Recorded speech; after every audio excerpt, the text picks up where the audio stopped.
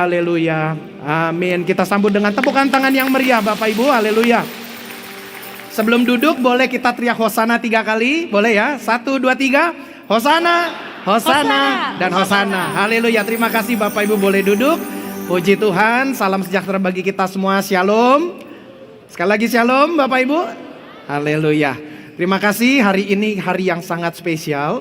Hari ini seperti dalam doa tadi saya sudah sampaikan petunjuknya, kisi-kisinya, bahwa para ahli-ahli sejarah, mereka juga ahli perbintangan, astronom, dan semua orang-orang yang punya ilmu cabang masing-masing, mereka juga mencoba, sebetulnya itikat mereka salah satunya adalah ingin menguji apakah betul gak sih Alkitab itu bercerita tentang Tuhan Yesus mati dan kemudian langit menjadi gelap, kemudian bumi bergoncang, apakah betul seperti itu terjadi atau tidak.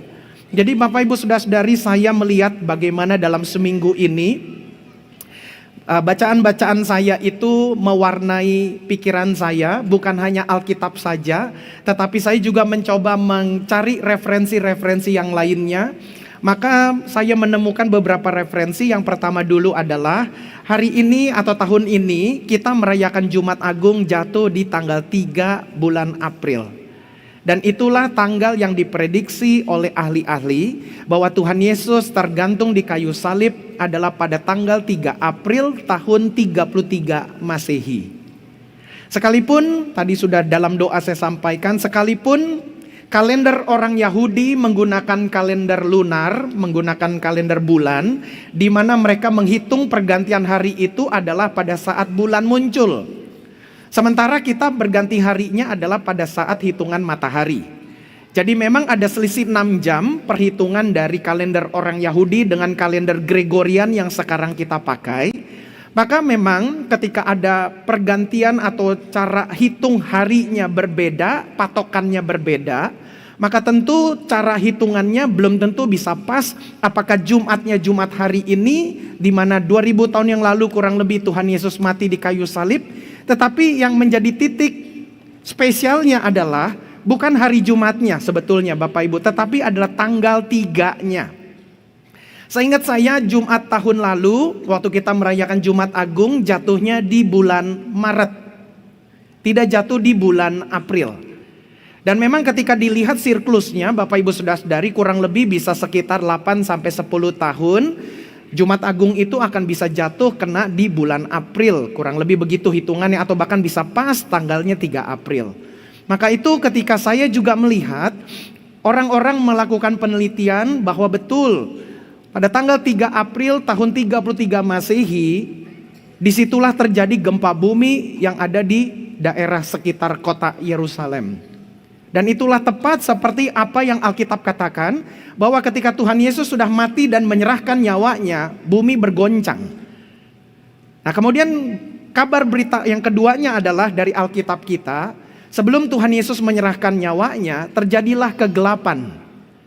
Maka orang-orang juga melakukan penelitian, ini Alkitab benar gak sih?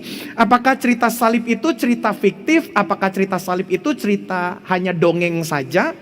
Lalu mereka akhirnya mencoba menghitung siklus perbintangan, dan juga siklusnya dihitung dengan pola dalam 2000 tahun ini, dihitung mundur bahwa betul pada tanggal 3 April tahun 33 Masehi, bumi saat itu sempat mengalami kegelapan.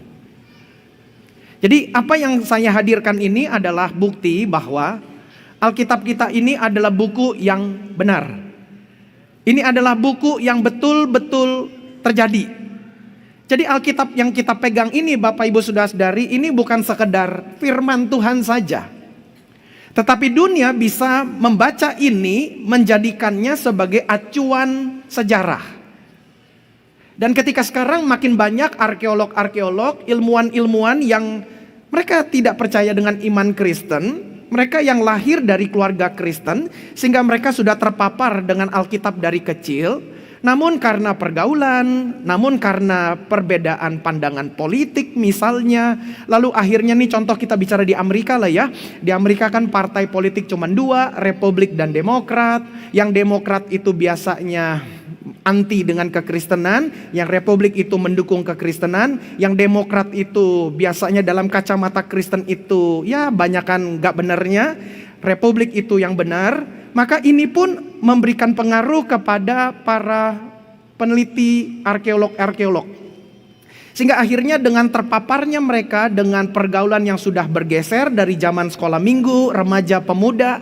Dulu mereka lahir dalam keluarga Kristen, dulu mereka besar di gereja, lalu mereka ngikut sekolah minggu, ikut ibadah pemuda, lalu umur 18 tahun mereka mesti keluar dari rumah orang tuanya, pergi merantau. Kalau mereka tinggal di kota-kota kecil, mereka urbanisasi merantau ke kota besar, mereka ngambil kuliah jurusan sejarah, jurusan arkeolog dan sebagainya lah. Sampai akhirnya mereka terpapar juga dengan ajaran ateisme, sehingga itu semua bercampur memberikan satu hasil bagi mereka mulai meragukan Alkitab yang mereka pernah belajar dari kecil dulu. Nah, orang-orang seperti ini, jemaat terkasih, mereka mencoba mencari-cari sponsor untuk mereka bisa membuat tim untuk melakukan penggalian arkeologi di tanah Israel. Maka pun juga sponsor-sponsor yang memberikan dana-dana ini juga adalah orang-orang juga yang memang tidak suka dengan kekristenan. Maka itu mereka mensponsori tim-tim ini gayung bersambut. Mereka mencari tahu, menggali-gali supaya biar mereka bisa buktikan Alkitab itu palsu, Alkitab itu salah.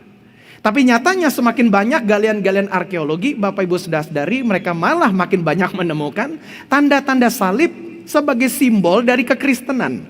Dan ketika mereka menggunakan ilmu untuk menghitung hitungan karbon, untuk menghitung kurang lebih bebatuan ini usianya berapa ya? Dan akhirnya mereka menemukan usianya 1000 tahun lebih.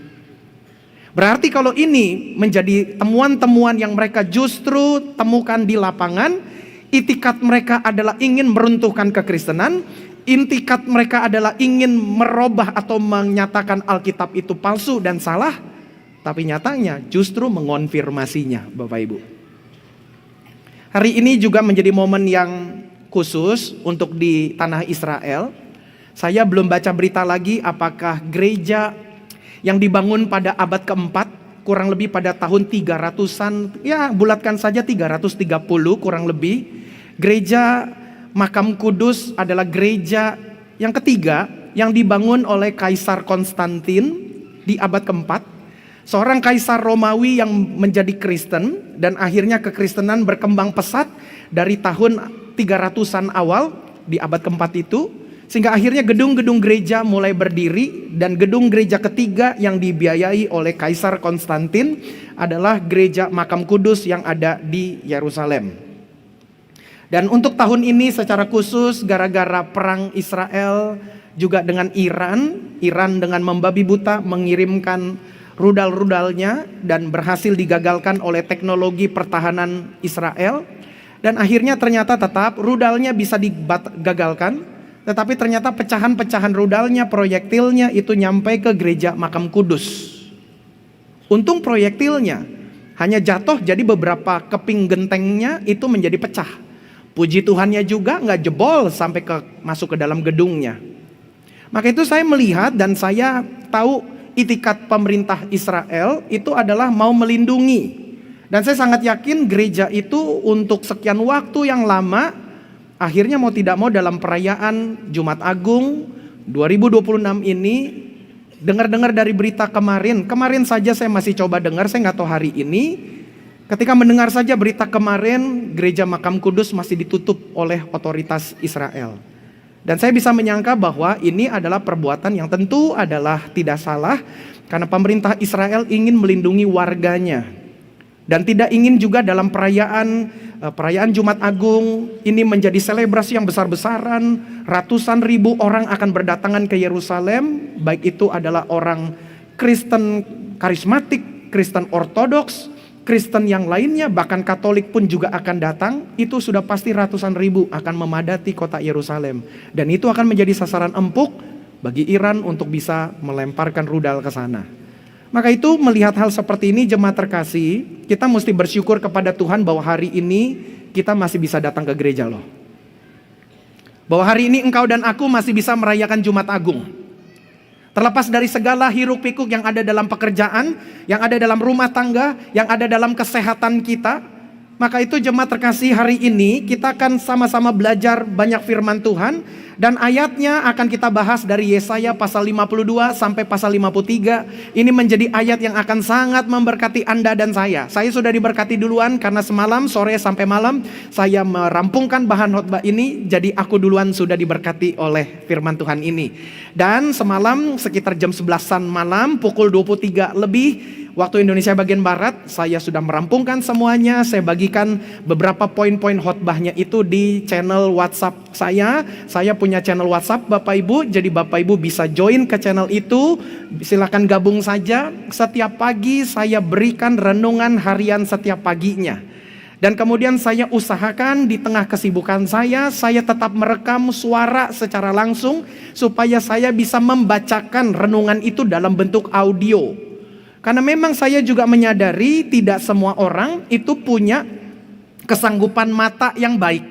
Sehingga belum tentu semua orang bisa membaca renungan itu. Maka itu misalnya orang-orang tua yang sudah sulit untuk membaca, maka bisa memutar audio rekaman tersebut. Sehingga setiap hari itu dibacakan. Sehingga dia bisa mendengarkannya, tinggal klik play, lalu suara saya akan berkumandang membacakan renungan harian itu. Saya mengupayakan untuk setiap hari saya pasti bisa berikan renungan dalam bentukan tulisan. Tetapi saya upayakan Bapak Ibu dengan kesibukan saya supaya saya bisa meluangkan waktu merekamnya. Kalau Bapak Ibu saudara-saudari perhatikan rekaman audio renungan pagi Injil di Udara tersebut, itu saya baca dengan tidak boleh ada kesalahan. Kalau Bapak Ibu saudara-saudari perhatikan, kalau saya boleh buka secara belak-belakan apa yang terjadi di belakang layar, yaitu adalah ketika saya merekam. Shalom, selamat pagi. Ini Pendeta Yohanes Nahwai membacakan renungan harian Injil di Udara untuk hari ini Jumat tanggal 3 April 2026 dengan judul Jumat Agung. Nggak taunya ada motor lewat. Ngoeng. Saya hapus rekaman itu. Ulang lagi dari awal. Supaya biar rekamannya itu baik. Jadi jangan sampai nanti Bapak Ibu dengar renungan harian Injil di Udara, ngoeng. Sampai seperti itu Bapak Ibu, saya seriusnya. Saya memberikan waktu, energi untuk serius dalam memberikan renungan harian itu. Supaya Bapak Ibu bisa diberkati Tuhan. Maka itu intinya adalah, Bapak Ibu kita mesti bersyukur hari ini. Dalam khotbah kita untuk tema Jumat Agung ini adalah kematiannya menghancurkan penghalang kelimpahan. Sebetulnya Bapak Ibu saudara-saudari jemaat terkasih, banyak orang itu bisa hidup tidak dalam kelimpahan. Saya ulangi sekali lagi, banyak orang, persempit banyak orang Kristen, persempit lagi jemaat GBI Mawar Saron, bisa ada yang hidup dalam ketidaklimpahan. Artinya kelimpahan itu jauh dari kehidupannya. Apakah hal ini menandakan Tuhan tidak mampu memberi? Apakah ini menandakan Tuhan tidak mampu menjawab doa? Kita semua sudah bisa memberikan jawabannya. Pasti bukan karena Tuhan tidak mampu untuk memberi. Pasti bukan karena Tuhan tidak mampu untuk menjawab doa kita. Yang menjadi masalahnya adalah karena ada penghalang-penghalang yang belum dihancurkan. Tuhan ingin memberkati kita Bapak Ibu saudara-saudari. Dari semua agama yang ada di kolong langit ini. Dari agama-agama awal dulu zaman purbakala sampai zaman sekarang. Dan agama-agama yang nanti akan muncul lagi. Apakah ada yang agamanya menyatakan Tuhannya dengan panggilan Bapa? Nggak ada. Nggak ada yang menyebutnya dengan panggilan Bapa. Hanya orang Kristen saja Bapak Ibu saudara-saudari yang Allahnya sendiri dalam kitab sucinya bisa menyatakan aku bisa dipanggil dengan panggilan Bapa. Boleh nggak tepuk tangan dulu deh untuk hal itu Bapak Ibu. Nah, makanya jemaat terkasih dengan Alkitab sendiri yang menyatakan, Allahnya menyatakan aku boleh dipanggil Bapa. Sementara kita bisa bandingkan agama mana yang Tuhannya bahkan dalam kitab sucinya bisa berkata kepada pemeluknya, kepada umatnya, kepada pengikutnya dengan panggilan Bapa? Nggak ada Bapak Ibu saudara-saudari. Maka itu dengan melihat hubungan yang sangat spesial ini, kenapa Allahnya orang Kristen bisa dipanggil Bapa? Apakah Bapa itu artinya dia punya anak? Gambaran seperti apa yang selalu dituduhkan kepada iman Kristen?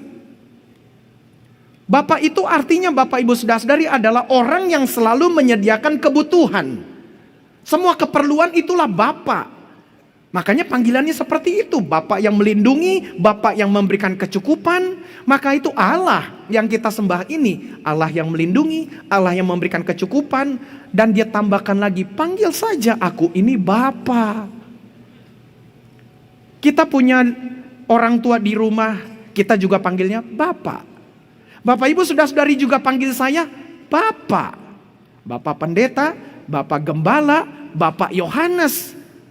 Saya nggak bisa berkata, emangnya gua yang lahirin elu. Saya nggak bisa berkata begitu. Karena apa? Karena memang itu sudah menjadi panggilan yang umum. Tetapi menariknya Bapak Ibu Saudara-saudari, nggak ada Tuhan selain daripada Tuhan kita yang bisa dipanggil Bapa. Aduh, tepuk tangan sekali lagi deh buat Tuhan kita Bapak Ibu. Aduh, mantap loh. Jadi melihat seperti ini bukan berarti Tuhannya orang Kristen itu beranak. Bukan. Tuhannya orang Kristen itu tidak beranak. Nah, kenapa dipanggil juga sekarang Tuhan Yesus dinamakan sebagai anak? Kenapa dikatakan inilah anakku yang kukasihi, kepadanya lah aku berkenan? Biar Bapak Ibu Saudara-saudari bisa paham. Kenapa sih kok Allah dipanggil Bapa? Karena dia yang menyediakan, dia yang merawat, dia yang menolong, dia yang melindungi, dia yang menyediakan. Itulah tugas Bapa. Kemudian kenapa Tuhan Yesus, Allah yang datang ke dalam dunia ini, dipanggil anak? Karena anak, dengarkan baik-baik, karena anak mewarisi semua yang ada dari bapaknya. Itu bicara tentang status Bapak Ibu Saudara-saudari. Berarti Tuhan Yesus ini datang ke dalam dunia, bukan sekedar Allah saja yang akan memberikan kecukupan, tetapi semua yang ada dalam diri Allah, atribut Allah, ada dalam diri Tuhan Yesus. Makanya kita percaya Tuhan Yesus itu 100% Allah dan Tuhan Yesus itu 100% manusia. Allah yang 100% dan Allah yang juga menjadi manusia 100%. Pak Gembala susah untuk memahaminya. Disitulah langkah iman untuk meyakininya. Mau kita coba jelaskan dengan segala banyak ilmu, dengan segala banyak ilustrasi, analogi, gak akan ada yang bisa pas dan cocok untuk bisa menggambarkan tentang Allah itu sendiri. Makanya betapa menariknya Tuhan Allah waktu menyatakan dirinya kepada Musa di Gunung Sinai. Dia berkata begini, waktu Musa bertanya, oke, kalau aku mesti pulang ke bangsa Israel, dan mereka bertanya, engkau diutus oleh Allah siapa? Maka Musa bertanya kepada Allah dalam semak terbakar itu, kira-kira siapa namamu ya Allah? Allah berkata, aku adalah aku. Nama apa itu? Aku adalah aku. Kalau Bapak Ibu ngobrol sama saya, berkenalan dengan saya, Pak, Bapak namanya siapa? Lalu saya jawab, aku adalah aku. Bapak Ibu bisa berkata, enggak Pak, serius Pak, Bapak namanya siapa? Nama saya aku adalah aku. Karena sesungguhnya Bapak Ibu Saudara-saudari, Allah yang menciptakan alam semesta, bumi dan segala isinya, tidak ada nama atribut apapun dalam bentuk ciptaan yang sanggup untuk bisa menggambarkan Allah itu sendiri. Saya diberikan nama Yohanes oleh orang tua saya dengan harapan supaya saya bisa menyampaikan firman Tuhan seperti Yohanes Pembaptis, diharapkan bisa menyampaikan firman Tuhan seperti Rasul Yohanes. Kita menamakan anak-anak kita dengan nama-nama dari Alkitab, kita mengharapkan supaya karakter atau atribut dari tokoh Alkitab itu bisa ada dalam diri anak-anak kita. Tetapi Allah tidak bisa Bapak Ibu. Allah mau dinamakan apa? Gak ada dari semua ciptaan ini yang bisa disandingkan untuk bisa menyatakan ini loh Allah loh. Gak bisa Bapak Ibu Saudara-saudari. Maka itu Allah mesti datang ke dalam dunia ini. Lalu Allah datang ke dalam dunia ini supaya Allah yang tadinya tidak bisa dilihat, Allah itu sekarang bisa dilihat, bisa digambarkan, bisa disentuh, bisa dijamah dan bisa menyentuh secara langsung. Maka Allah datang menjadi manusia. Nah, dalam wujud manusia itu kenapa dinamakan anak? Karena semua atribut Allah ada dalam diri Tuhan Yesus.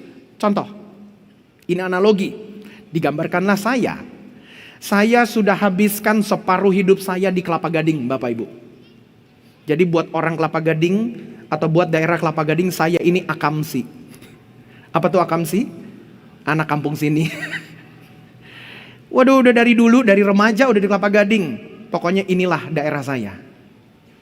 Maka karena saya sudah lama besar tumbuh di Kelapa Gading, gaya orang Kelapa Gading ada dalam diri saya. Bapak Ibu saudara-saudari perlu mengetahui kalau kita tinggal di Kelapa Gading, biasa gayanya orang Kelapa Gading, Bapak Ibu saudara-saudari kemana-mana pakai celana pendek dan sendal jepit. Biasanya begitu gayanya. Cuman karena aku pendeta aja gak enak.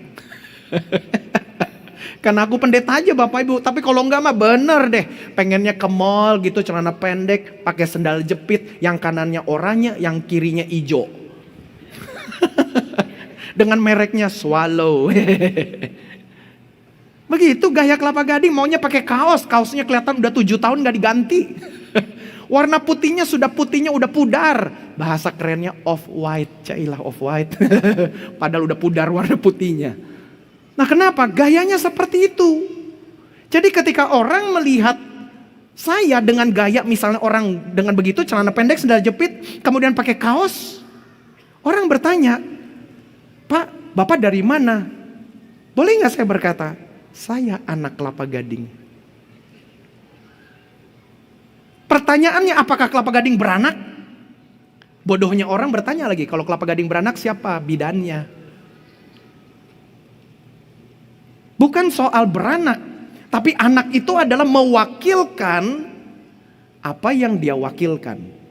Kalau ini dinyatakan anak Kelapa Gading, berarti dia menyatakan gaya atribut Kelapa Gading ada dalam dirinya. Sampailah zaman saya dulu remaja, muncul istilah anak utara, anak selatan. Kita anak-anak utara main ke selatan, wih gaya pakaiannya beda, Bapak Ibu lebih necis. Anak selatan ke utara, necis ketemu yang santai-santai. Anak-anak utara kalau orang gak paham dibilang, wah ini kaosnya gembel begitu, celana pendekan, pakai sendal jepit. Weh tunggu dulu dong, isi kartu debitnya. Zaman sekarang, wih tunggu dulu dong, isi imaninya. Dia boleh pakai kaos rombeng, dia boleh pakai celana pendek, tapi lihat dong STNK mobilnya. Tapi tunggu dulu dong, lihat dulu dong status banknya, prioritas.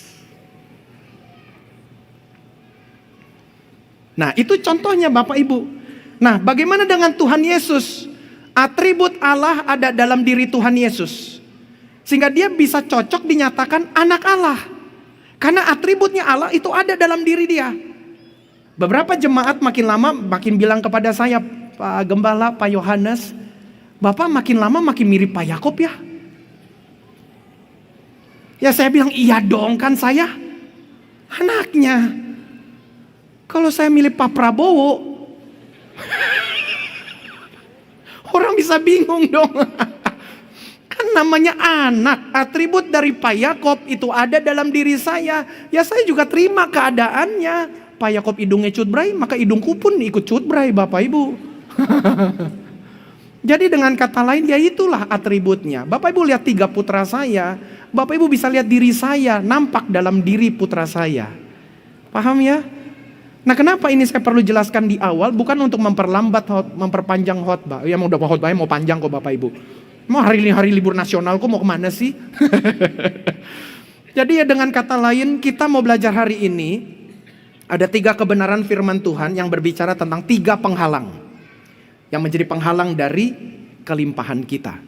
Dan Tuhan Allah hari ini berfirman kepada kita semua. Dia pinjam mulut saya, dia pinjam otak saya untuk bisa memikirkan khotbah ini. Dia pinjam hati saya supaya punya beban seperti ini untuk disampaikan kepada jemaat.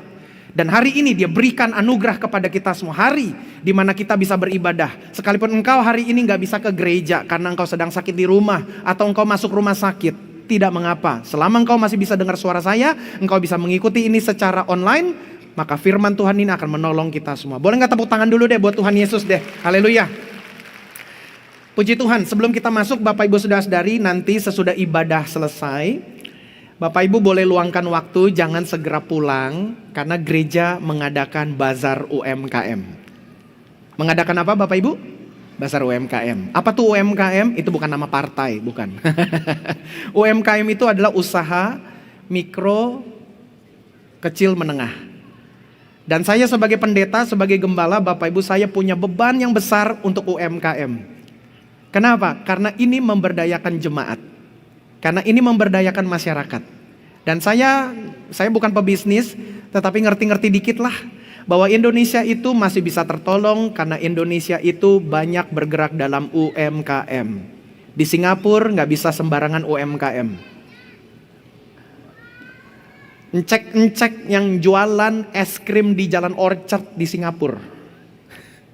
Kalau Bapak Ibu ke Singapura, Bapak Ibu mampir ke Orchard, Bapak Ibu bisa beli es krim tuh yang jualan encek. Ya, untung encek-enceknya udah nggak seperti zaman dulu pakai kaos kutang. Sekarang udah mendingan pakai kaos. Dulu pakai kaos kutang. Jadi jangan kaget kalau beli es krim rasa stroberi ada rasa asam-asam pahit kecutnya. Karena dia sambil begini, Bapak Ibu, mau es apa? Diambil. Encek-encek seperti itu di Singapura nggak bisa dagang sembarangan. Mesti ada sertifikat izin, mesti ada laporan pajak, dan seterusnya. Di Indonesia engkau cuman jualan takjil. Selama bulan Ramadan kemarin engkau jualan takjil. Nggak perlu ada namanya urusan izin dan sebagainya. Hebatnya Indonesia, kenapa kita bisa bertahan Bapak Ibu saudara-saudari, dan saya sangat optimis Indonesia pasti bertahan Bapak Ibu. Pasti akan bertahan. Kenapa? Karena kalau Indonesia ada keributan, Bapak Ibu saudara-saudari, contoh nih, misalnya datanglah banjir melanda, muncullah pedagang-pedagang ban renang. Hebat loh Indonesia. Kalau orang-orang di luar negeri lagi banjir, semua pada bingung. Di Indonesia lagi banjir, orang jualan ban renang. Di Kelapa Gading Bapak Ibu saudara-saudari, waktu banjir kemarin, kita kan ke gereja tuh hari Minggu ya, banjir pas lagi hari Minggu. Wah, saya nyetir mobil, udah tinggi mobilnya, terobos banjir, ternyata plat depan saya copot, kelepas karena kehantam-hantam air tuh, terobos banjir, lepas juga itu plat nomor. Saya kan gak sadar, sampai ke gereja, beberapa diaken ngobrol-ngobrol saling bercanda begitu. Ada satu diaken lihat diaken yang satu lagi, dia berkata begini, karena banyak yang muda kan diaken kan, dia bilang begini, mobil lu plat depannya copot tuh. Hah, yang bener? Iya copot. Ternyata bener difotoin. Nih lihat nih copot kan? Oh iya copot. Saya ketawa ngakak paling besar. Saya bilang, hahaha, pasti ini nerobos banjir. Itu ibadah pertama dan kedua. Ibadah ketiga, kita ada transit di ruangan lain, seorang pelayan ngomong sama saya, itu mobil siapa ya? Waktu itu memang saya parkirin naik ke atas itu Bapak Ibu, karena ibadah jam 6 waktu itu agak hujan cukup deras. Jadi satpam arahkan, udah Pak Gembala di mana-mana banjir, maksud tergenang di kompleks gereja, parkir naik ke atas lah. Ya udah saya ikut arahan, saya parkir depan monumen Pak Yakob Bapak Ibu, geser ke sana dikit. Nah karena ternyata pelayan ini kan nggak tahu saya biasa parkirnya nggak nyangka saya di situ. Lalu dia bilang, itu mobil siapa ya? Depannya tidak ada plat nomornya. Saya bilang, wah itu mobil saya. Oh ternyata plat nomor saya hilang juga. Waduh, diaken-diaken yang tadi gantian, mereka tertawa lebih keras. Nah dari situ Bapak Ibu saudara-saudari, tahu nggak apa yang terjadi? Kelapa Gading banjir, plat nomor mobil pada lepas, muncul orang-orang yang ngambilin plat nomor. Besoknya dia pajang di pinggir jalan.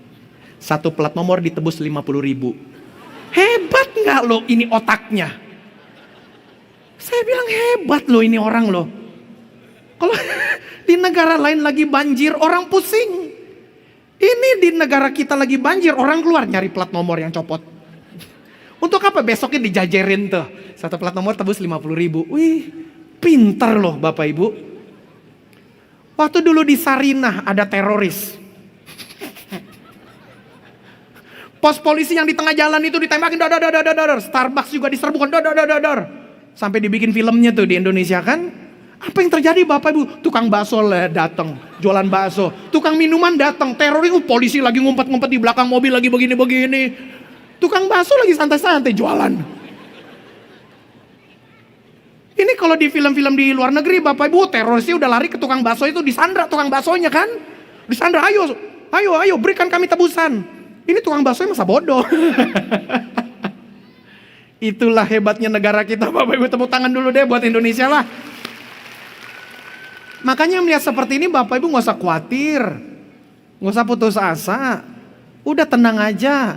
Artinya kita negara yang bisa beradaptasi kok dengan keadaan. Kalau nanti bensinnya meninggi, harga minyak naik, gampang. Kita gak usah cuci muka kita minyakan, kumpulin tuh minyak. Nanti pakai goreng gitu ya. Nah tuh mau ceplok telur ngambil dari sini. Oke deh, puji Tuhan, itu intermezzo. Nah, kita akan lihat Bapak Ibu Saudara-saudari bahwa hidup kita ini sebetulnya mau dilimpahkan oleh Tuhan Allah. Allah kita yang kita sebut dengan panggilan Bapa, Dia sungguh-sungguh mau memberkati kita. Khotbah hari ini sekali lagi sebagai panduan awal bahwa ini bukan khotbah teologi kemakmuran. Karena kalau khotbah teologi kemakmuran tidak ada panggilan pertobatan. Semua khotbah harus ada panggilan pertobatan. Itu kuncinya. Semua pendeta-pendeta yang benar, semua pendeta-pendeta yang sekolah Alkitab di sekolah Alkitab yang benar, dan semua pendeta-pendeta yang patuh menjaga sumpah kependetaannya, sumpah gelar teologinya, pasti akan mengkhotbahkan khotbah yang benar. Dia akan berdiri teguh kepada firman Allah. Dan plus yang keempat lagi adalah kalau pendeta itu betul-betul menjaga hati dan tidak tergoda dengan perubahan zaman, dia bisa tetap menjaga khotbahnya. Harus ada khotbah pertobatan. Jadi khotbah hari ini akan mengarahkan kita tentang pertobatan. Ada 3 area di mana kita mesti bertobat sungguh-sungguh Bapak Ibu. Karena 3 area ini yang selama hidup kita menjadi penghalang kelimpahan dalam hidup kita. Saya sangat rindu supaya laki-laki, perempuan, tua maupun muda, yang kaya makin berlimpah, yang miskin akan berubah menjadi kaya. Pedagang kopi trotoar tidak akan lagi berdagang di trotoar, tetapi trotoar yang menjadi tempat ruko itu akan menjadi miliknya. Dan dia akan berubah menjadi penjual kopi ruko, bukan lagi kopi trotoar. Kalau Bapak Ibu sudah dari mengikuti khotbah-khotbah kemarin, Bapak Ibu tahu cerita ini kesaksian yang begitu luar biasa. Ada jemaat kita, dia menuliskan surat sampai 2 kali. Dan di dalam suratnya ada persembahan yang dia berikan untuk gereja.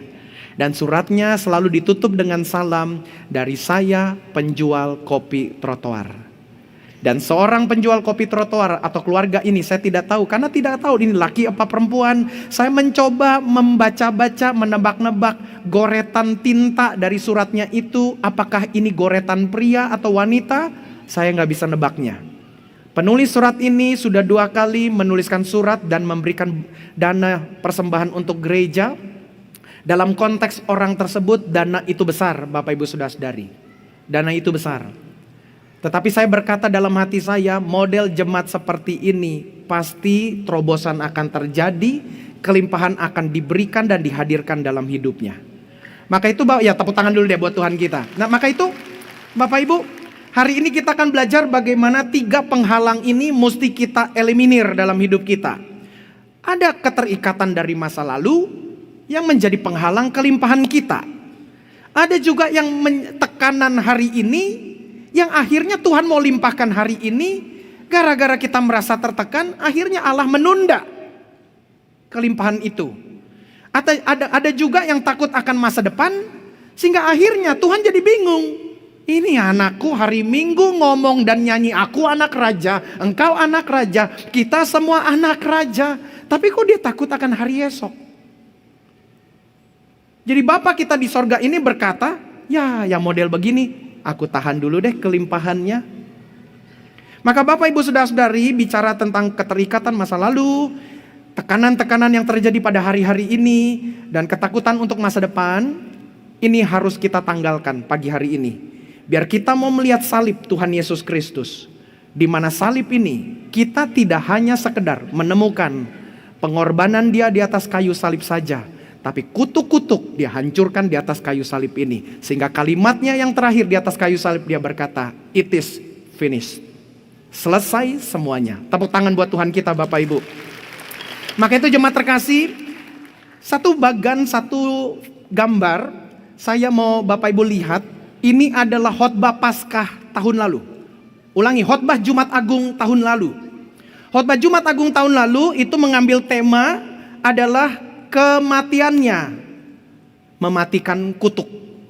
Dan ada 3 kutuk yang dimatikan oleh kematian Kristus. Yang pertama adalah kutuk jasmani di Taman Eden. Kalau Bapak Ibu bisa lihat tuh, kutuk jasmani di Taman Eden. Nanti kita bagikan di WhatsApp channel. Kutuk jasmani di Taman Eden. Apa itu? Kutuk kematian jasmani dimatikan oleh Tuhan Yesus. Jadi Taman Eden menghadirkan kematian jasmani. Tuhan hadirkan di Golgota. Kematiannya mematikan kematian jasmani. Yang kedua, kutuk jiwani di Taman Getsemani. Tadi Taman Eden, sekarang Taman Getsemani. Tuh, taman ke taman. Di Taman Getsemani, kutuk ketakutan jiwa dimatikan oleh Tuhan Yesus. Kalimat Tuhan Yesus dengan berdoa berkata, "Bapa, kalau boleh cawan ini berlalu daripadaku." Bukankah itu doa kita semua? Doa saya juga begitu. Tuhan tolong dong. Tuhan buka jalan dong. Tuhan sembuhkan dong. Itu doa kita semua kan? Tapi masalahnya doa kita selalu berhenti di situ. Tuhan tolong dong. Malah ancam-ancam, kalau Tuhan gak tolong, aku cari dukun. Kalau Tuhan gak tolong, aku cari orang pintar. Ngancem. Yang terakhir, kalau Tuhan gak tolong, aku tinggalkan Tuhan dan aku pindah agama. Wah, ngancem-ngancem Bapak Ibu. Tapi Tuhan sudah tebus itu semua. Apa yang menjadi kutuk khotbah tahun lalu adalah kutuk jiwani yang selalu takut, yang selalu khawatir. Sebagaimana terjadi di Taman Getsemani. Dari Taman Eden, kematian jasmani sudah dihancurkan. Di Taman Getsemani, kematian jiwani sudah dihancurkan sama Tuhan. Apa itu? Bapa, kalau boleh cawan ini berlalu, tetapi biarlah kehendakmu yang jadi, bukan kehendakku. Dari kalimat Tuhan Yesus itu sudah menebus semuanya. Maka jiwa kita harus jadi tenang, gak ada lagi kutuk. Haleluya. Yang terakhir, kutuk rohani di taman kubur Tuhan Yesus. Tuhan Yesus dikubur dalam sebuah taman, kata Alkitab. Dari Taman Eden, Taman Getsemani, taman kuburan Tuhan Yesus. Waktu dia dikubur, dia mengalahkan apa? Dia mengalahkan keraguan rohani. Di mana murid-murid, pasukan-pasukan Romawi, orang-orang Yahudi, mereka semua yang ragu-ragu, murid-murid gak percaya, ini bener gak ya guru bangkit? Dia lihat kain kafannya ada, jenazahnya gak ada. Beberapa hari berikutnya Tuhan Yesus menampakkan diri kepada seluruh murid, baru mereka menyadarinya. Nah, artinya apa Bapak Ibu Saudara-saudari? 3 kutuk dimatikan oleh kematian Tuhan Yesus. Itu khotbah minggu kemarin. Aku review sedikit supaya Bapak Ibu diingatkan, karena ini terkait untuk khotbah hari ini. Haleluya. Nah, hari ini kita akan buka Yesaya 52 ayat 13 sampai ayat 15, lalu kita akan lanjutkan sampai pasal 53 ayat 1 sampai 12. Gak apa-apa ayatnya agak panjang sedikit, boleh ya Bapak Ibu, karena ayat-ayat ini terlampau bagus untuk kita lewatkan apabila hanya baca sebagian kecil saja. Maka itu mari kita bangkit berdiri. Apabila Bapak Ibu bisa berdiri. Kita akan baca ayat-ayat ini secara bergantian. Ayat-ayat ini walaupun terpisah kepada pasal yang berbeda, tetapi mereka tergabung ke dalam satu perikop yang sama. Perikop itu berjudul Hamba Tuhan yang Menderita. Yesaya 52 ayat 13 sampai 15, dilanjutkan ayat 53, ayat 1 pasal 53 ayat 1 sampai 12. Kita bacanya berganti-gantian Bapak Ibu Saudara-saudari. Saya baca duluan, Bapak Ibu baca ayat berikutnya, lalu ayat terakhir nanti pasal 53 ayat 12 kita akan baca bersama-sama. Sesungguhnya hambaku akan berhasil, ia akan ditinggikan, disanjung dan dimuliakan. Silakan.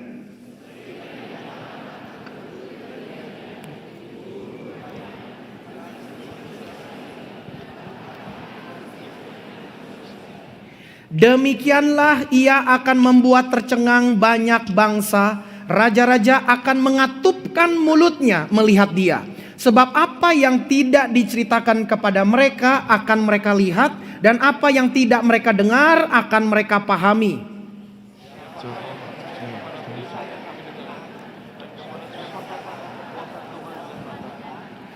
Sebagai taruk ia tumbuh di hadapan Tuhan, dan sebagai tunas dari tanah kering. Ia tidak tampan dan semaraknya pun tidak ada sehingga kita memandang dia, dan rupa pun tidak sehingga kita menginginkannya. Ia dihina dan dihindari orang, seorang yang penuh kesengsaraan dan yang biasa menderita kesakitan. Ia sangat dihina sehingga orang menutup mukanya terhadap dia, dan bagi kita pun dia tidak masuk hitungan. Tetapi sesungguhnya penyakit kitalah yang ditanggungnya, dan kesengsaraan kita yang dipikulnya. Padahal kita mengira dia kena tulah, dipukul dan ditindas Allah.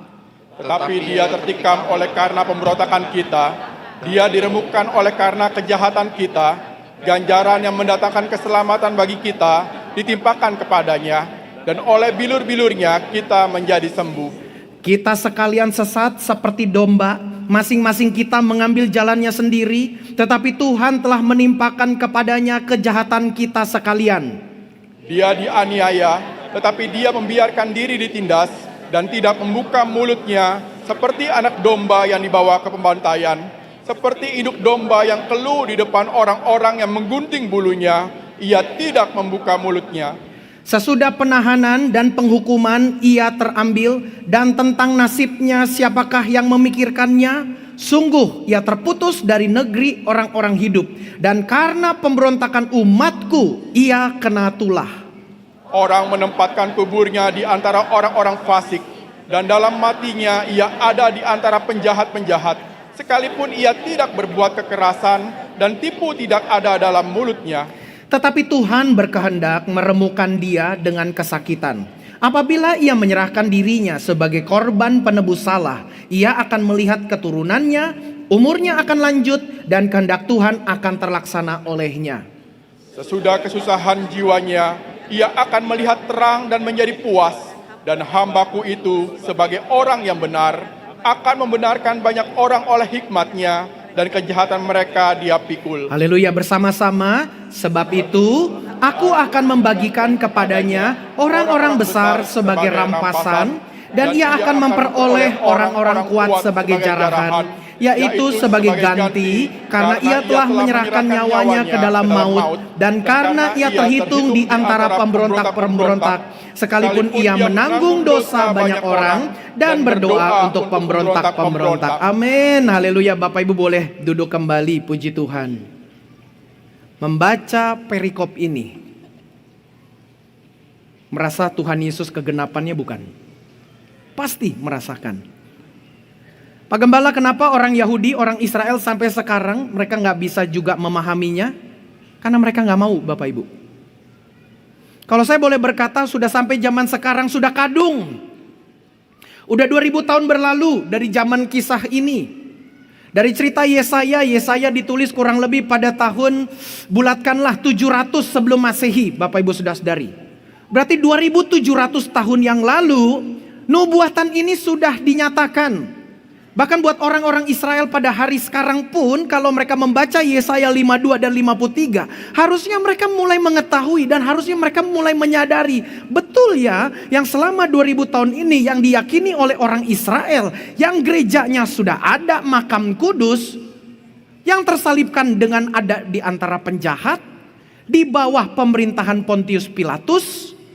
Makanya pengakuan iman rasuli yang kita bacakan di awal ibadah kita, Bapak Ibu Saudara-saudari, engkau bisa memperhatikan, tidak ada nama rasul-rasul satupun yang masuk dalam pengakuan iman rasuli.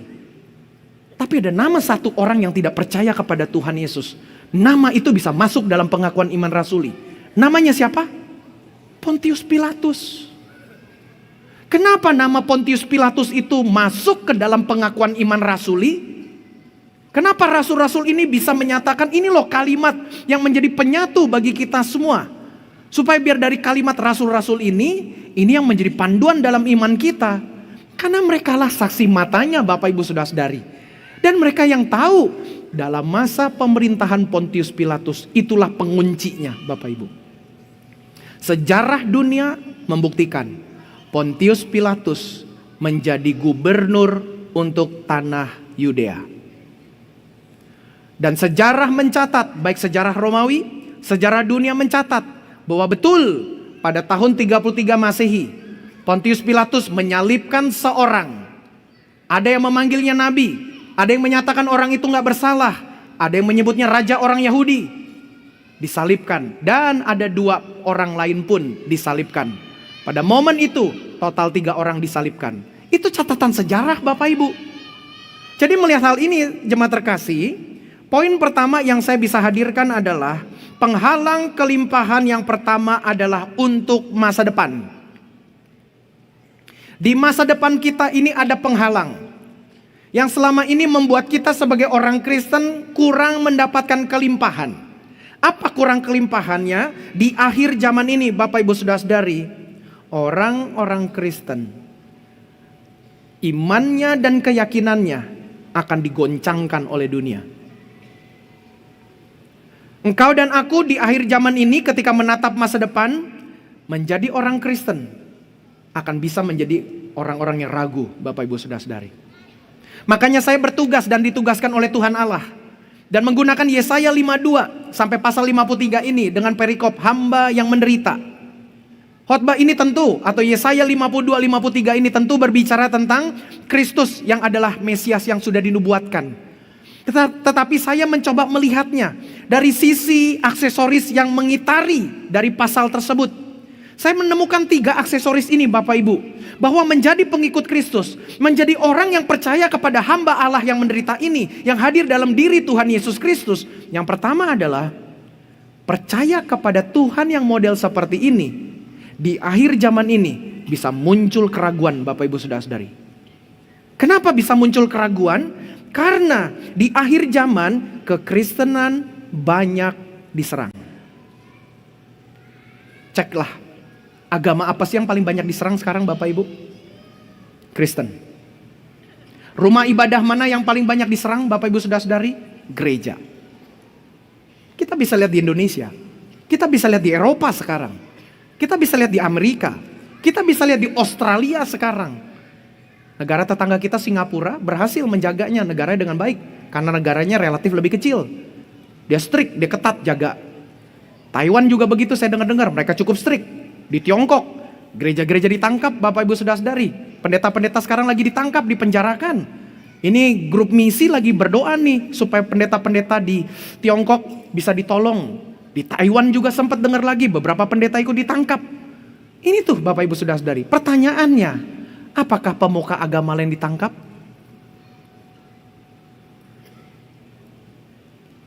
Pemain NBA saya baru dengar lagi.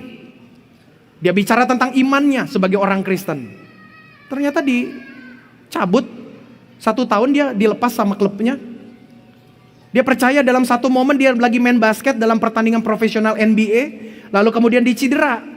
Dan akhirnya dia berkata satu malam, "Cederaku sudah sembuh. Yesus Tuhanku yang menyembuhkan aku."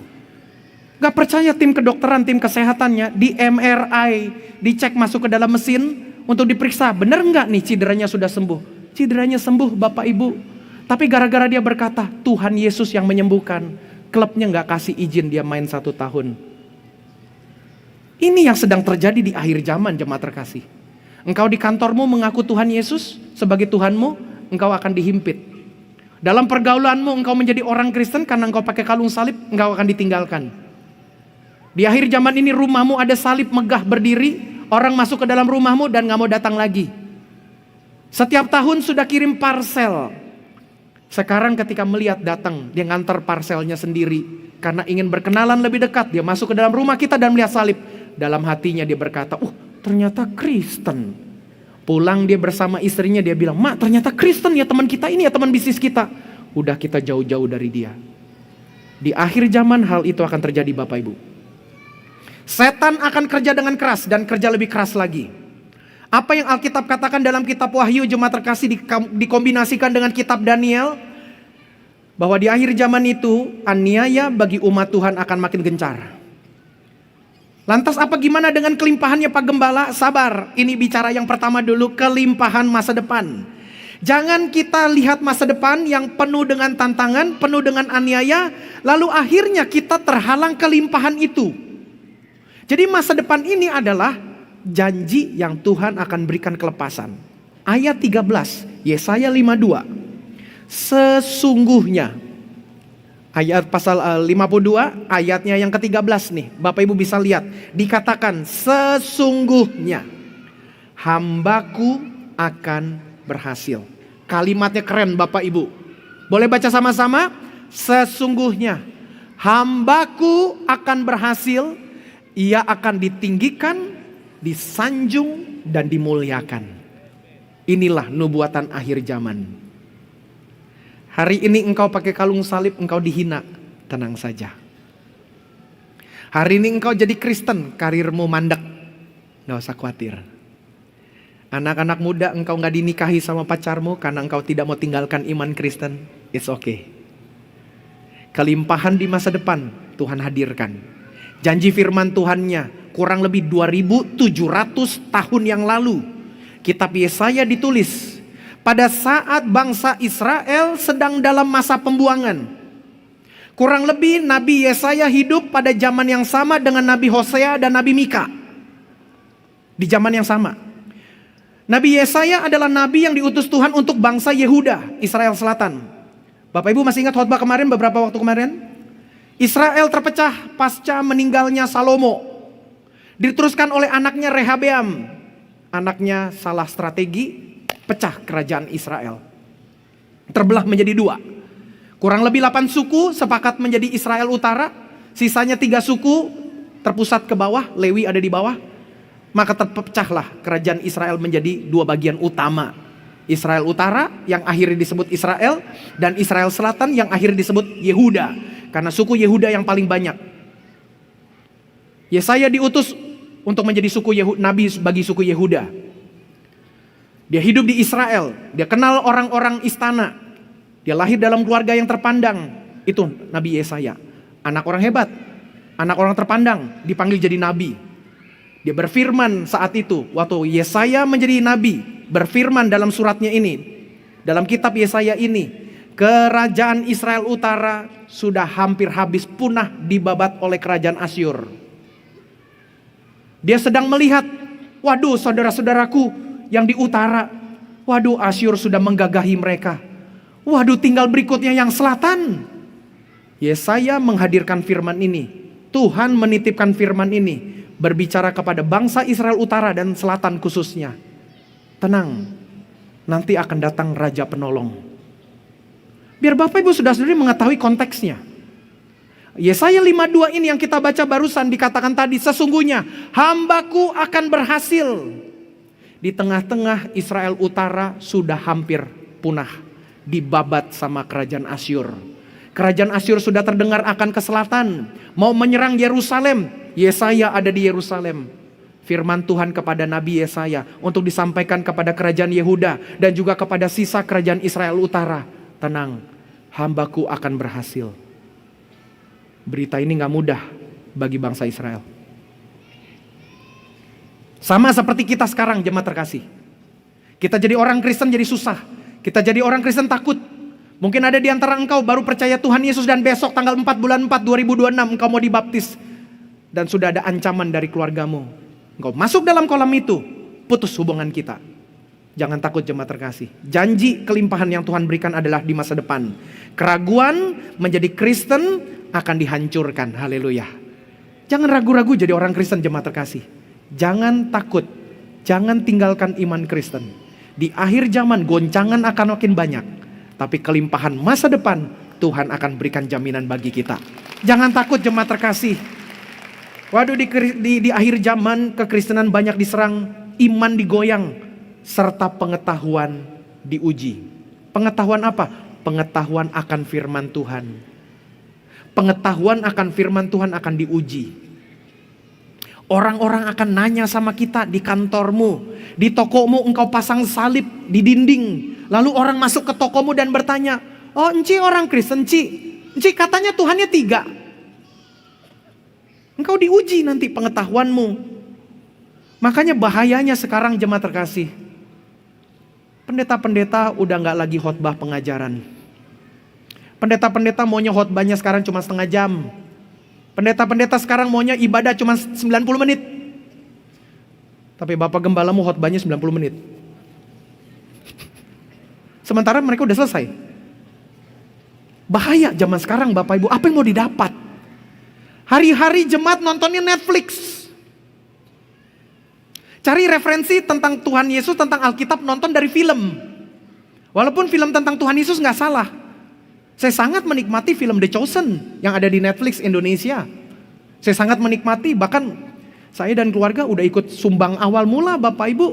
Kami sudah dengar kabar dulu, udah lama mungkin 10 tahun yang lalu. Ketika si Dallas Jenkins ini, si produsernya mau bikin film tentang Tuhan Yesus, dia masih menggalang dana. Wah, saya dengar kabar itu, saya sama istri saya bilang, boleh nggak kita ikut nyumbang?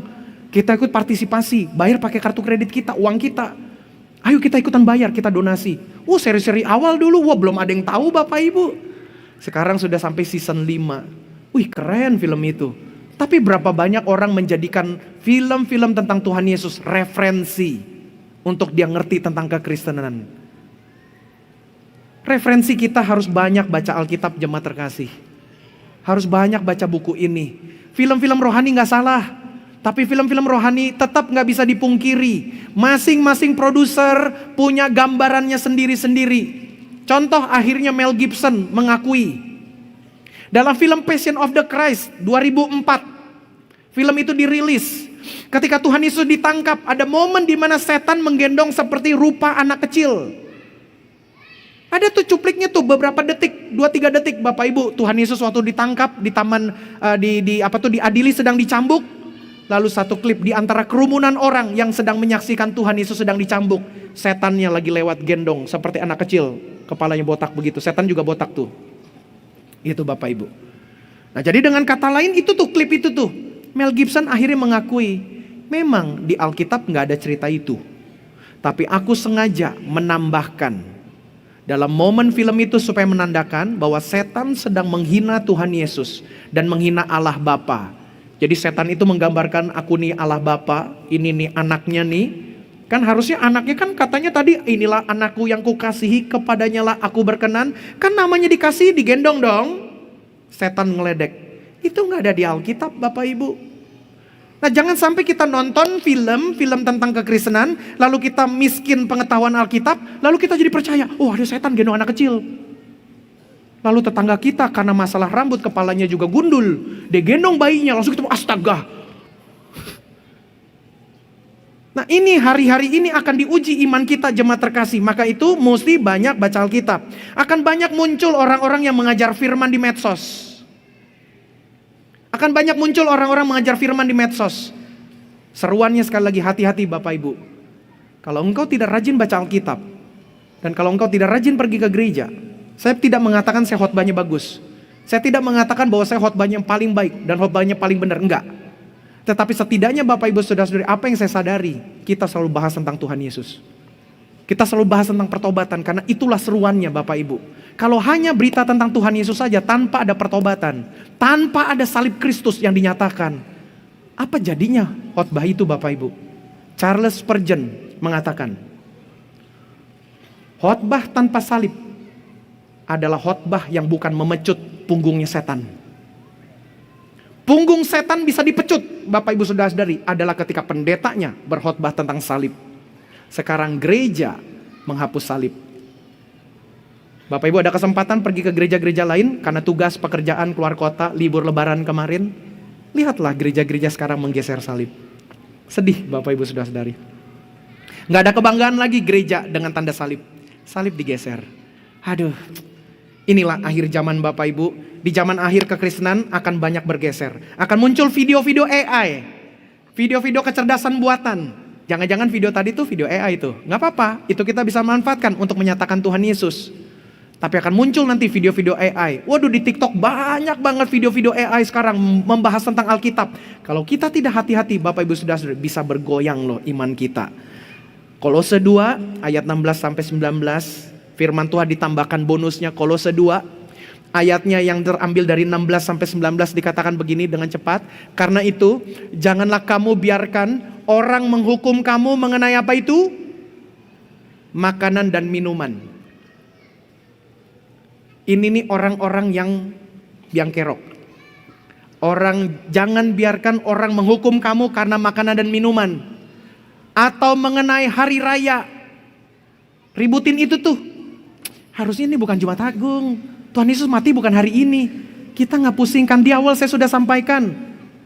Diprediksi Tuhan Yesus matinya tanggal 3 bulan April tahun 33. Hari ini tanggal 3 April, pas Jumat Agungnya kena tanggal 3 April. Kita sedang tidak menyembah hari dan tanggal, tapi sedang menambahkan bobot momen supaya iman kita tuh makin yakin bahwa Tuhan Yesus betul mati dan tercatat tanggal 3 April 33 Masehi. Itu tuh Bapak Ibu. Nah, lanjut 17.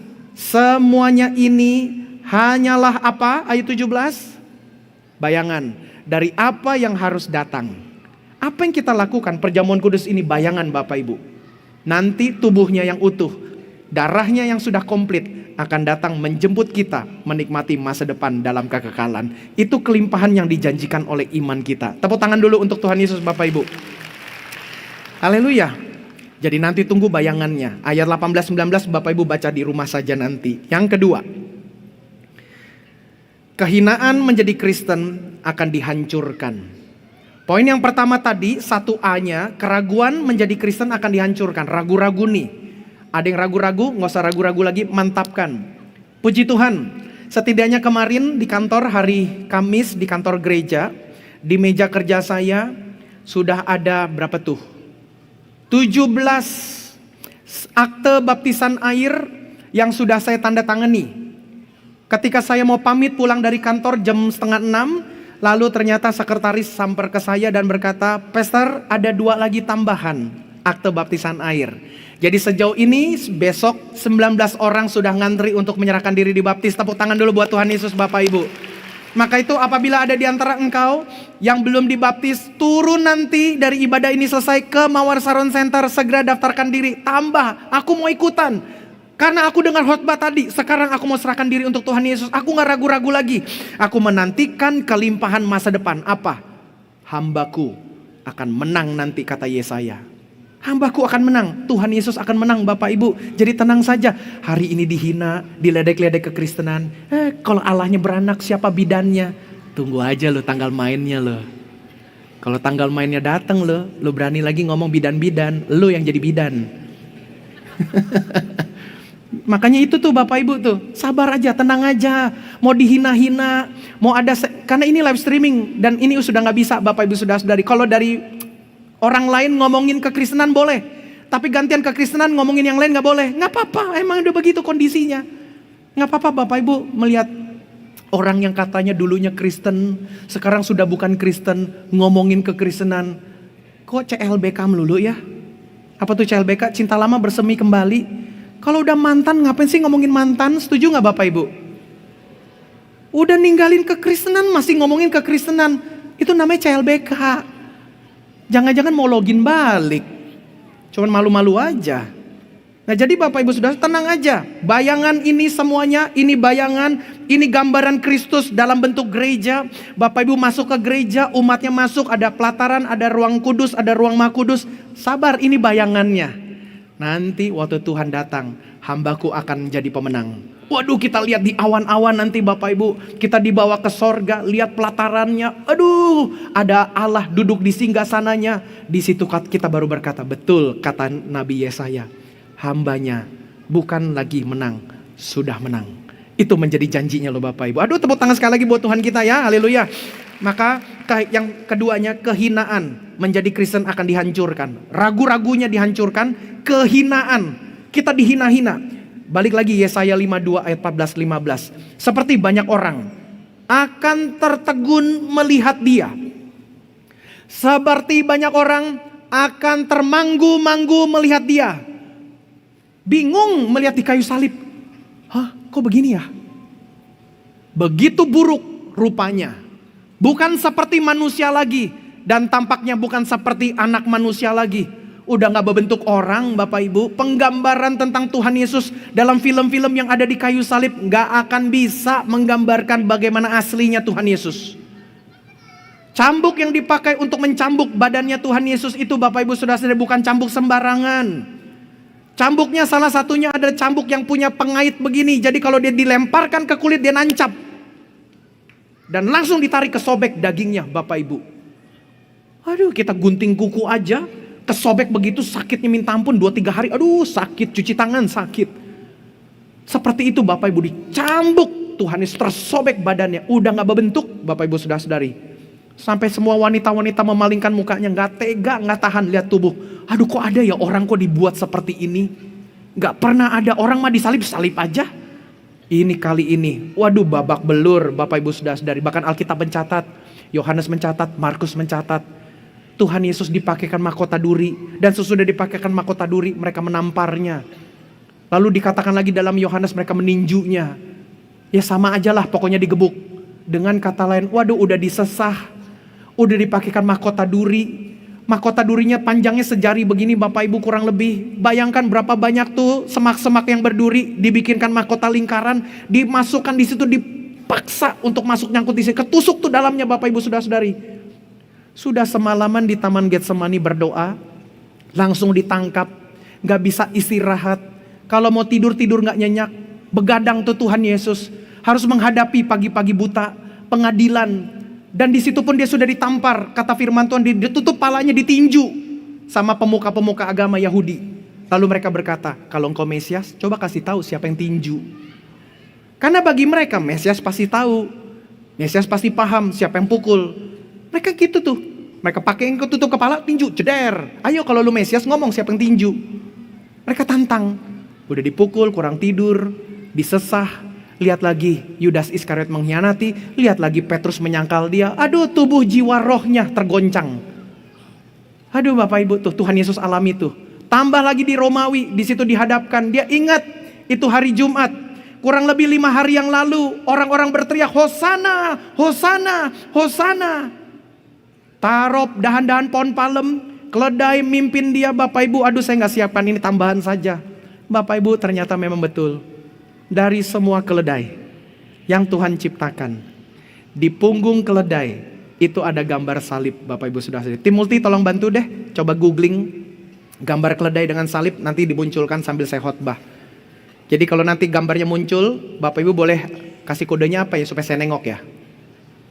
Kalau kodenya batuk, kalau kodenya tepuk tangan ntar saya GR. Wih, cuma pada tepuk tangan. Ya sambil nunggu deh.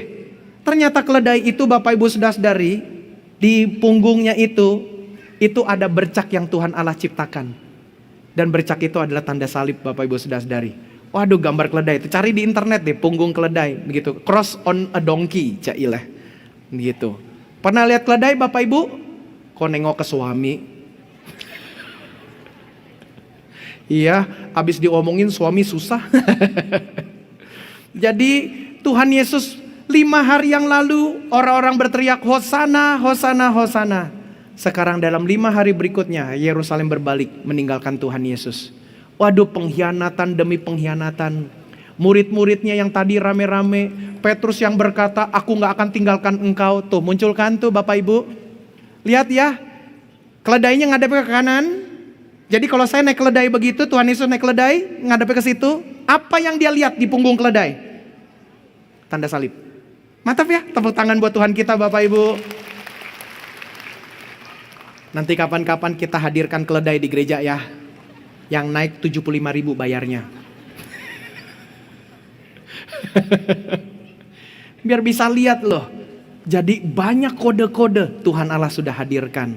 Waduh mantap ya. Jadi kehinaan menjadi Kristen dibilang, bah tanda salib apa sih itu tanda salib.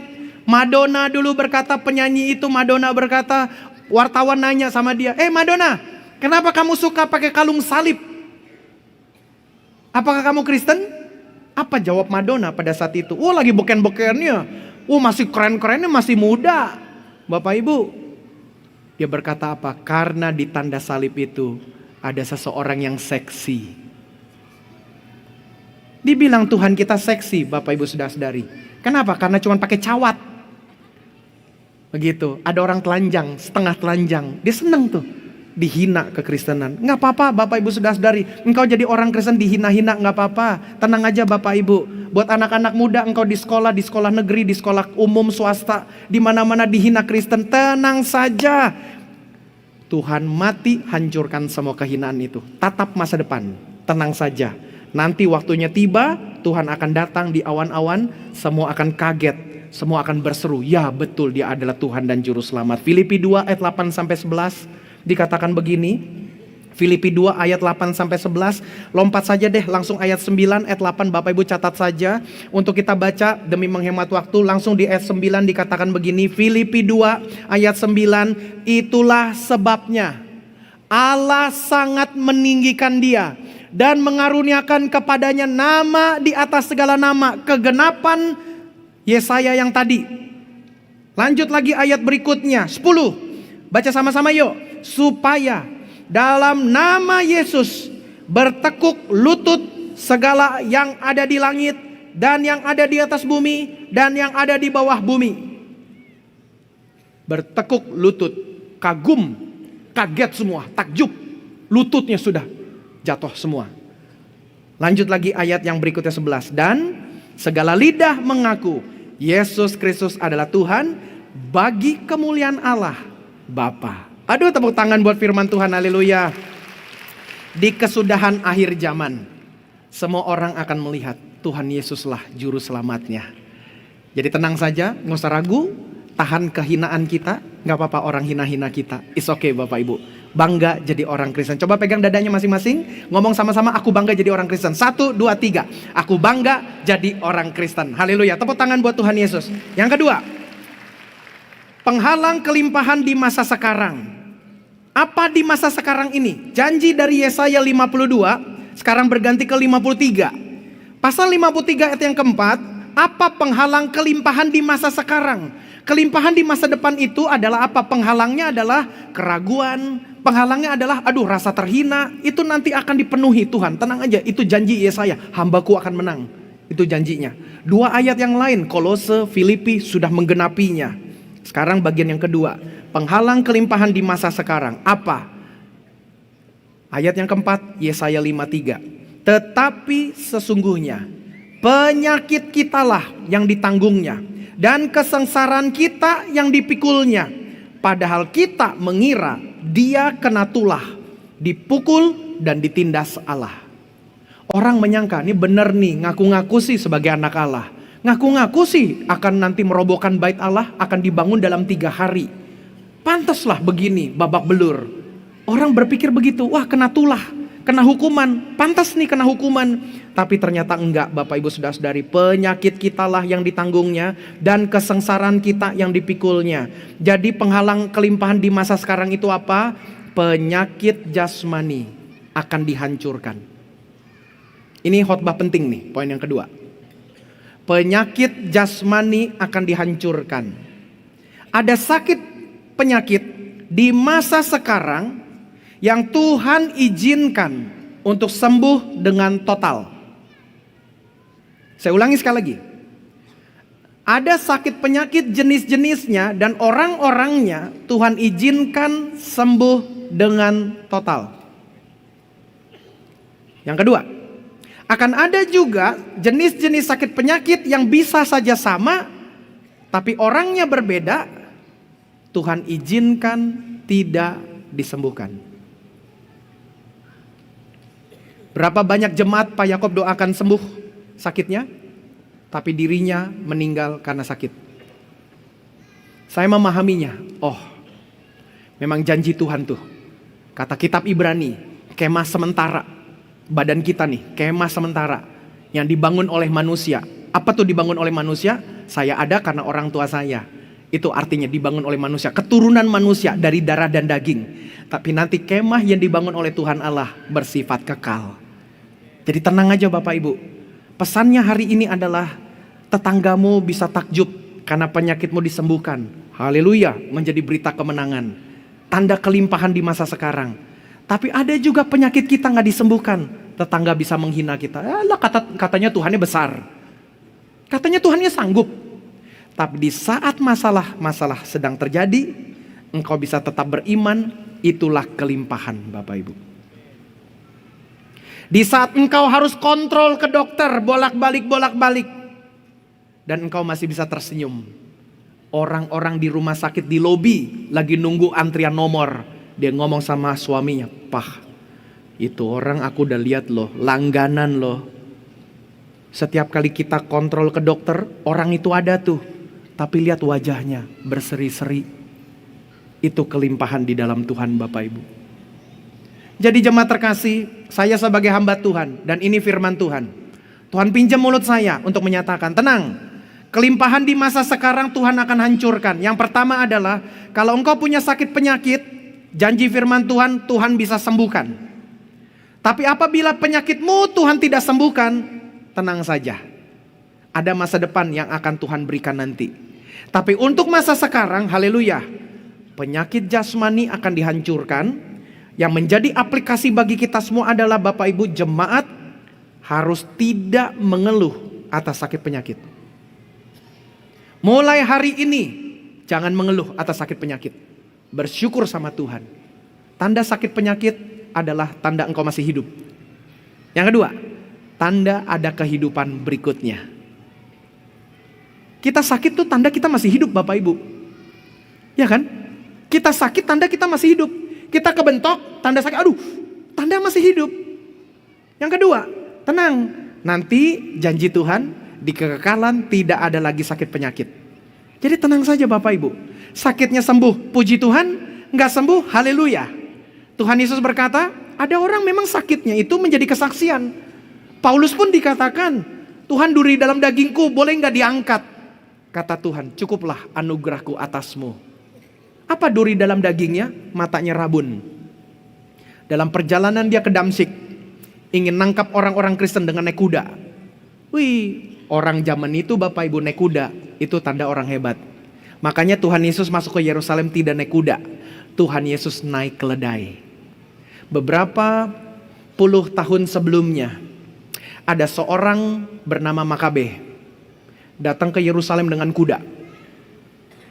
Orang-orang berpikir dialah Mesiasnya.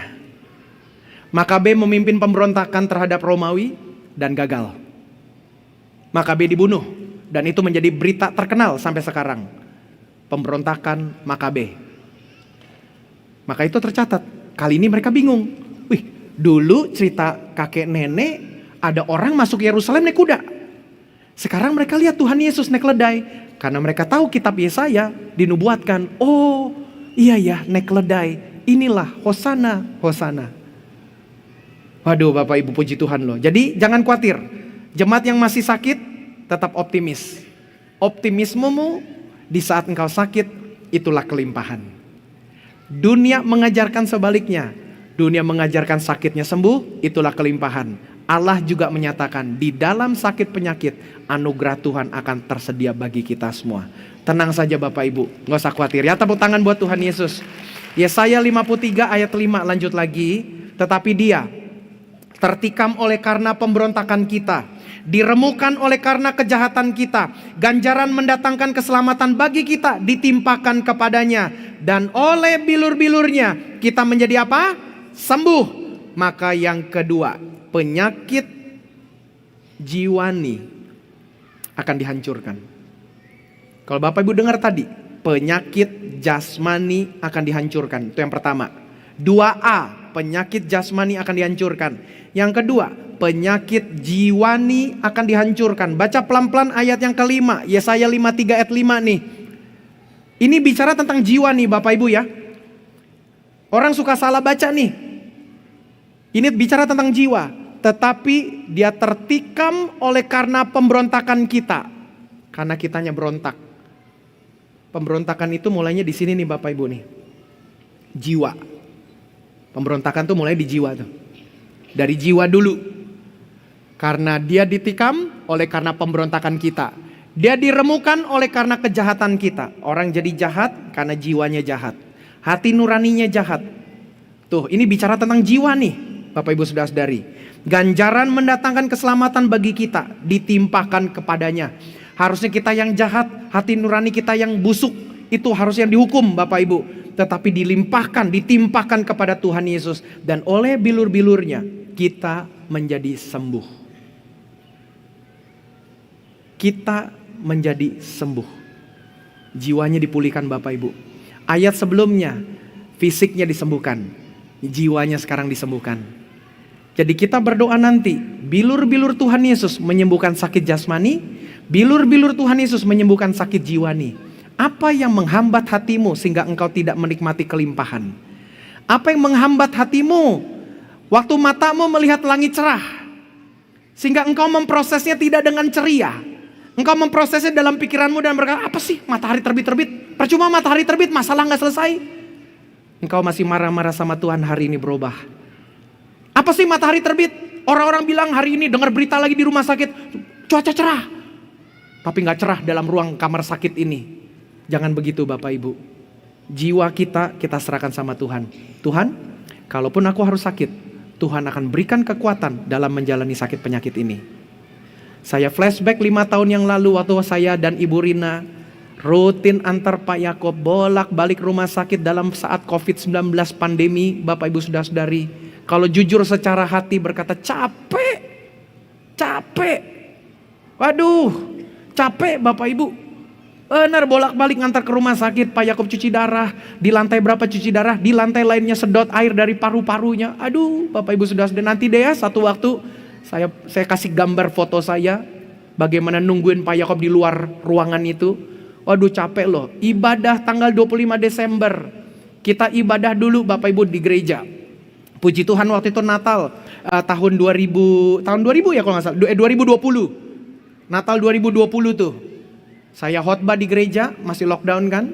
Pulang ke rumah buru-buru ngantar Pak Yakob di hari yang sama. Berobat. Seharian penuh Bapak Ibu. Saya nunggu di luar di kursi bukan sofa ya, kursi plastik begitu tuh di depan tuh. Lagi nungguin Pak Yakob. Ketiduran saya. Istri saya foto. Jadi koleksi pribadi kami. Setiap kali saya lihat foto itu saya berkata, waduh, penderitaan dulu yang kami sudah lewati, ternyata betul Tuhan berikan kekuatan dan ketabahan bagi kami semua. Itu tuh kelimpahan Bapak Ibu. Jadi jemaat terkasih, ini loh yang Tuhan Allah mau kasih tahu. Kelimpahan itu tidak selalu dengan doa dijawab. Tapi adalah ketahanan waktu Tuhan berkata, sabar, doamu belum dijawab dulu. Itu tuh kelimpahan tuh Bapak Ibu. Jadi jangan sampai kita mesti lihat dengan kacamata dunia. Wah kalau dapat mobil baru, kok dapat rumah baru, kok dapat pekerjaan naik karirnya, anak-anak semuanya sukses berhasil. Tapi pada waktu anak pertama kita laki-laki, Tuhan panggil pulang ke rumah Bapa di sorga, meninggal. Tapi kita masih tetap ceria. Ingat gak khotbah Pak Yakob? Rumah boleh kebakaran, tapi langsung kita pakai baju kebaya yang terbaik. Dan orang nanya, Bu apa kabar Bu? Kabar baik. Baik apanya? Rumah baru kebakaran. Hah? Rumah kebakaran kok baik? Iya, aku dalam keadaan baik. Ci, kenapa Ci? Kok senyum-senyum terus? Ya puji Tuhan, suami baru meninggal. Loh kok suami meninggal senyum-senyum? Dia ngomong lagi sama suaminya, jangan-jangan stres nih si Ci ini. Aku gak stres kok, karena aku tahu Tuhan beserta dengan aku. Itulah kelimpahan Bapak Ibu. Haleluya. Tepuk tangan buat Tuhan Yesus ya. Jemaat terkasih, jadi bersukacita dalam Tuhan. Tuhan itu satu waktu akan menang nanti. Haleluya. Yang terakhir, puji Tuhan. Yang terakhir adalah penghalang kelimpahan dari masa lalu. Apa itu masa lalu? Penghalangnya ayat yang ke-6. Kita sekalian sesat seperti domba. Masing-masing kita mengambil apa tuh? Jalannya sendiri. Tetapi Tuhan telah menimpakan kepadanya, kepada Mesias, kejahatan kita sekalian. Apa tuh? Ketidaktaatan dari masa lalu dihancurkan. Itu yang menjadi penghalang kelimpahan kita Bapak Ibu. Ada ketidaktaatan kita di masa lalu bisa menjadi penghalang kelimpahan kita. Ada dosa-dosa dari masa lalu bisa menjadi penghalang kelimpahan kita. Jemaat terkasih, hari ini terbukalah dengan Tuhan. Apapun yang menjadi dosamu, itu akan menjadi penghalang kelimpahanmu. Tuntaskan hari ini jemaat terkasih. Tutup tanggal 3 bulan 4 2026 dengan kau meninggalkan semua dosa. Saya sangat berharap gedung ini ilustrasi. Gedung ini menjadi tempat sebelum kita tinggalkan gedung ini, keluar ke bazar UMKM, Bapak Ibu tinggalkan semua dosa di ruangan ini. Ada haleluya Bapak Ibu. Tuhan yang berkata, semua dosa yang merah seperti kermisi akan diputihkan seperti salju. Merah yang seperti kain kesumba akan diputihkan seperti bulu domba. Bulu yang sudah terkulai tidak akan dipatahkannya. Artinya orang yang sudah berdosa tidak akan dibabat habis sama Tuhan, asal orang itu mau bertobat. Hari ini tidak ada dosa yang tidak sanggup disucikan oleh Tuhan. Asal engkau mau berikan diri, buka hati sungguh-sungguh, Tuhan, sebelum aku mengambil perjamuan kudus, aku mau berikan hidupku bagi Tuhan. Dosa-dosa kita disucikan, itu menjadi janjinya.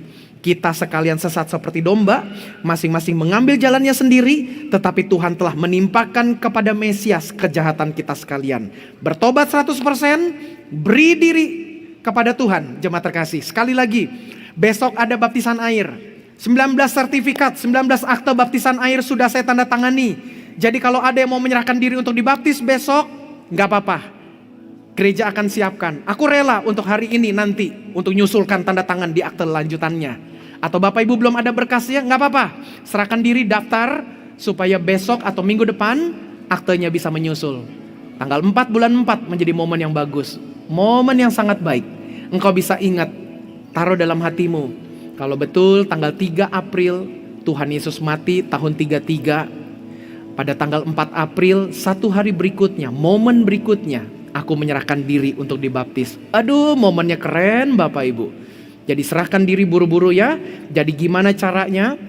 Penghalang kelimpahan dari masa lalu bisa kita tanggalkan, kita hancurkan.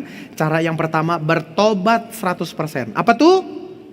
Bertobat 100%. Yang kedua, beri diri dibaptis. Apa tuh? Beri diri dibaptis. Yang ketiga adalah rajin ke gereja. Yang ketiga apa tuh? Rajin ke gereja. Yang keempat, pulangin payung gereja.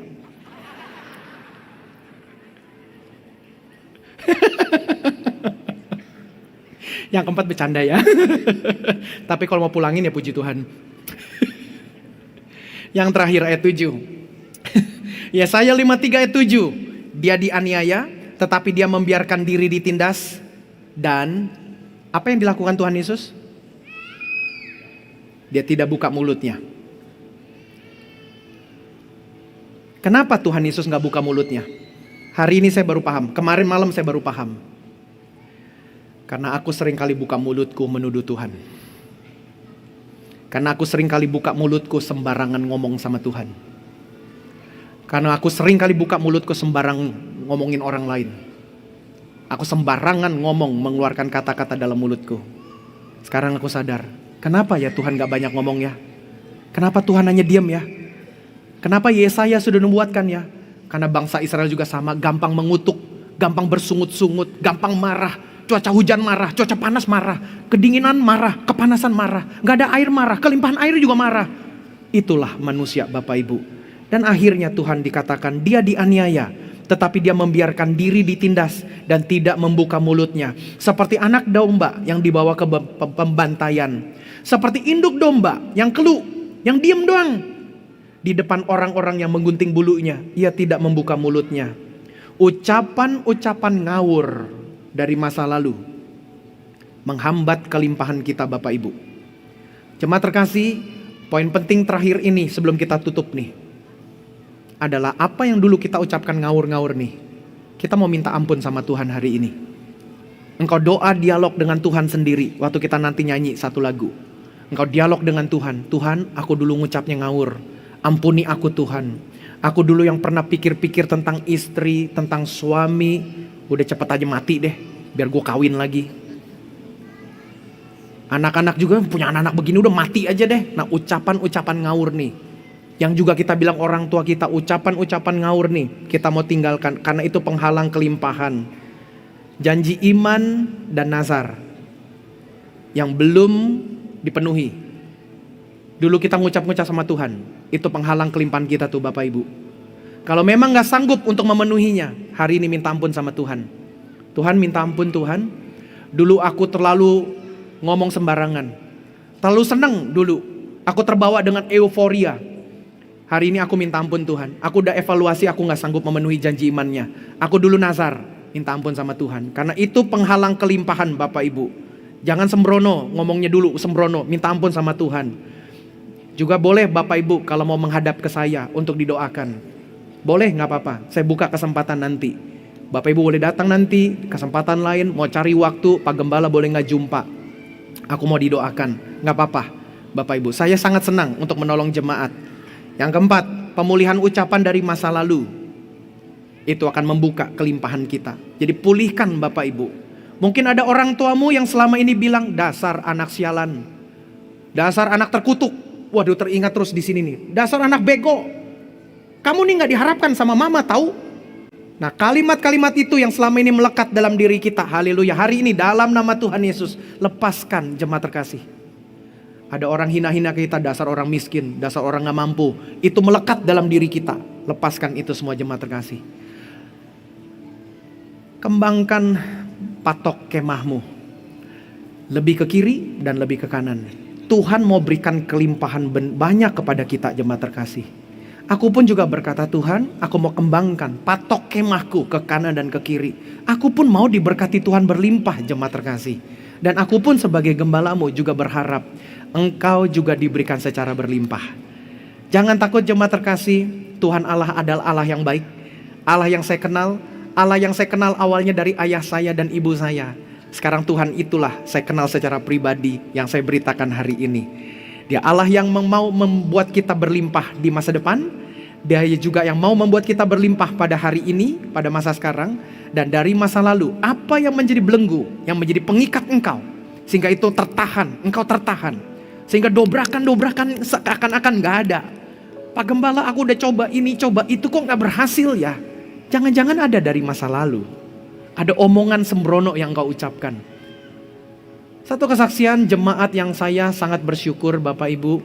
Ini saya izin nih. Bilang sama saya, Pak Gembala, saya mau minta maaf. Dulu saya pernah hina pendeta Yakob Nahuai. Sekarang Pak Yakob sudah tidak ada. Saya mau minta maaf sama anaknya. Saya berkata gak apa-apa.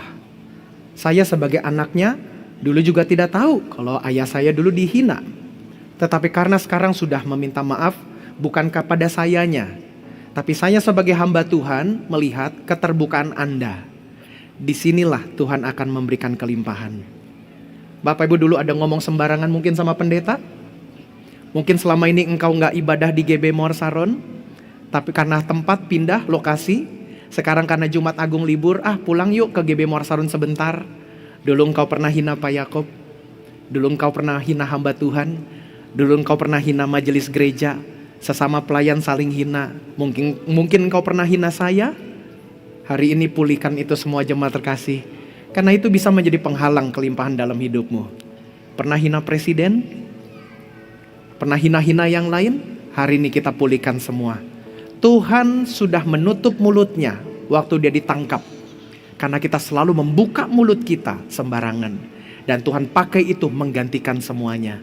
Dan hari ini saya melihat semuanya diberikan kelimpahan Bapak Ibu. Di sana saya melihat kelimpahan, di sana saya melihat kelimpahan, di situ saya melihat kelimpahan, di sana saya melihat kelimpahan, di balkon saya melihat kelimpahan semua. Tepuk tangan, mari kita bangkit berdiri. Haleluya.